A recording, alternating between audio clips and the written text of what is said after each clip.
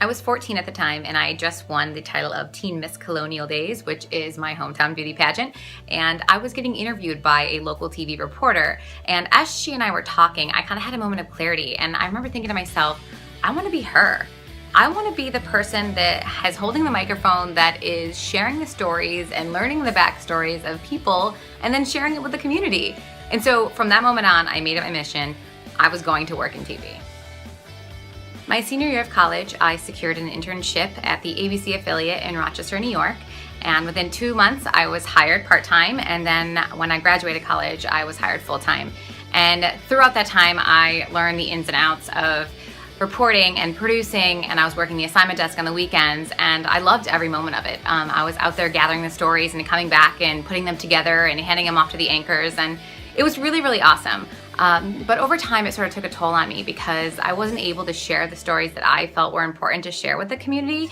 And this isn't anything against the station itself. This is just the nature of the business. And I remember thinking to myself, this isn't what I thought it was. This isn't what I wanted it to be.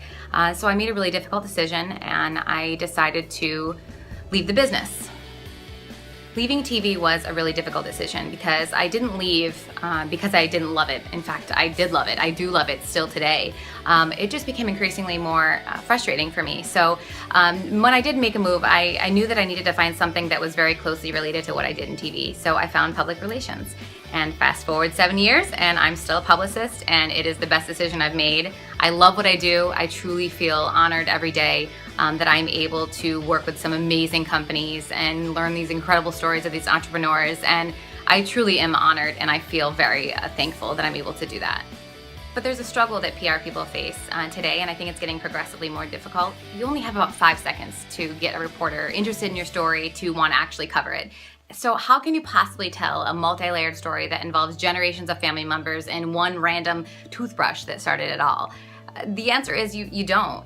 So I think good stories are going untold, and there are so many amazing journeys that people have taken to get to where they are today, and those are the stories that I want to hear about, and I think those are the stories that other people want to hear about. So that's why I decided to launch Courtesy of Court. I want to be the facilitator of these stories. I want to uncover and share some of these amazing stories that are out there that would otherwise go untold. So I really hope that with Courtesy of Court, I can share some of these amazing stories and inspire people or make people feel something. And if anything, if it puts a smile on someone's face, then I feel like I've done my job.